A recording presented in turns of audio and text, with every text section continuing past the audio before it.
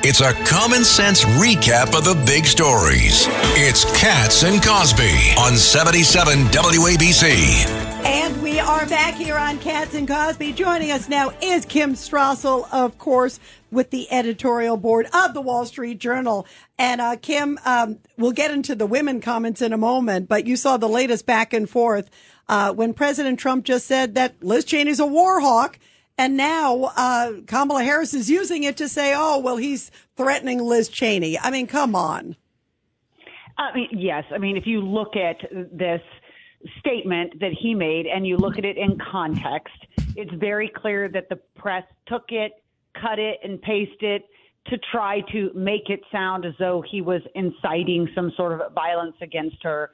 Anyone who watches the larger clip knows that he was having a discussion. His argument he was making is that too many politicians sit in Washington and don't understand the consequences of sending people off to war. You know, and the one other thing, as we were just talking, actually, even in the break here, and we have Ed Cox and Governor Patterson, along with, of course, Judge Weinberg and John and me. Kim, you know, as we're talking, they're talking about, oh, he's inciting violence. Where are they pounding their fists? Why weren't they pounding their fists when President Trump had 2 assassination attempts against him? I mean, where was Kamala Harris then? I know. I mean, they certainly mouthed the right things, but it was a one and done. We have not seen a sustained, I think, and unfortunately from the Democratic side, not all of them. By the way, I want to give credit. Like, for instance, this House task force that's looking at it, there has been some really great bipartisan cooperation. And I think those people have been really focused on this and working together to get answers. And in the Senate.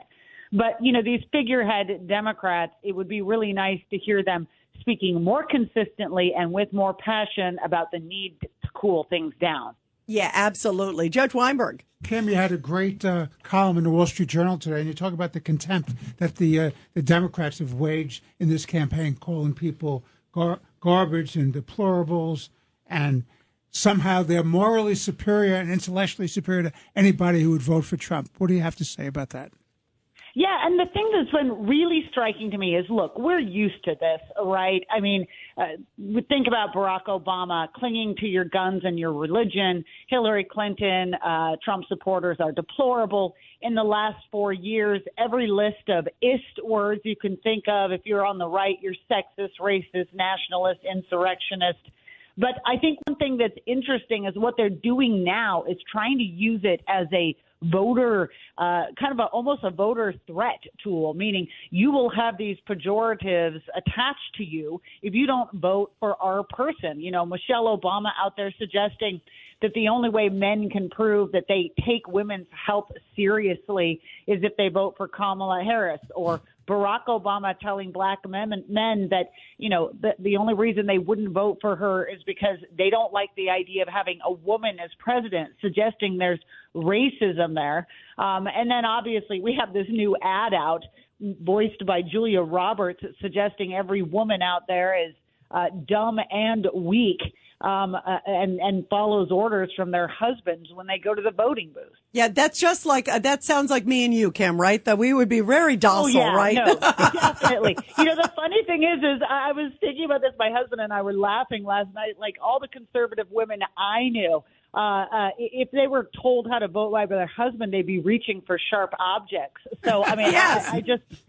I mean, that's incredible. What about Mark Cuban's comment, too? I mean, the fact that he actually lumped females who work to Trump as stupid, weak.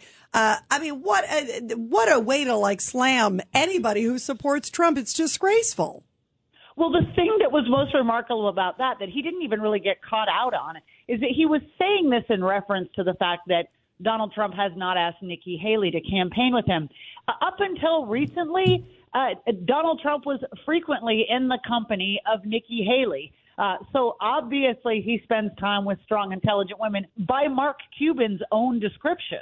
But yes, the suggestion, I mean, to look at the array of people around Donald Trump. And by the way, women who held very powerful positions in his previous administration, and who advised him now and in his campaign, that's just, it's such a demeaning comment. Yeah, it is. Ed Cox. Yeah, Kim, but these insults are really their closing argument. That's Harris's problem, because they don't have any real issues other than maybe adopting some of Trump's issues. So they have to resort to now, when Trump says something, he's making a point, but he has his closing argument. I want every American to be able to realize the American dream. And he introduced that in the Madison Square Garden as his closing argument. Can I make an actually? It maybe sounds like a circular point here, but I would argue that one of the reasons they have no better closing argument is because they do this all the time, and it protects them, meaning that they attest to being morally superior and intellectually superior to anyone on the right, and the press circles the wagons around them and allows them to get away with it, to live in this bubble where they really believe that's true, where they think it's just good enough. They're like, look, I found a couple of Nobel laureates and they said my economy is really great. And so they don't have to confront their own mistakes and thereby perhaps change policy and actually provide an agenda or pitch an agenda that might resonate with some Americans. So it is the press inability and refusal to actually cover them like real people and to believe in this nonsense that they have all the answers is one reason why they don't have any better closing argument other than I'm better than everyone else and therefore you should vote for me. Cam, last question, John Katzmatidis. What's his differences with the former ambassador? I'm sorry? With Nikki Haley? Nikki Haley. Oh, Nikki Haley. Is that what you're referring to? Yeah, Trump's differences? Yes. What do you think? Yeah, I mean, well, look, I think he doesn't like the fact, obviously, that she challenged him in the primary. And I get that, okay? He doesn't sort of take those things well. Now, look, obviously he has accepted her as a surrogate. She's decided the importance of endorsing him. She's out there campaigning as well. This was part of a campaign event that she was doing for Dave McCormick to win a Senate seat. So there are relations there. The fact that he hasn't had her up on stage, we don't even necessarily know whose decision that has been, by the way, too. But one thing we do know about Donald Trump is that, he does get very grumpy with people, but then he also tends to get over it usually at some point. Okay. Yeah, That's Donald absolutely. Trump. That's right.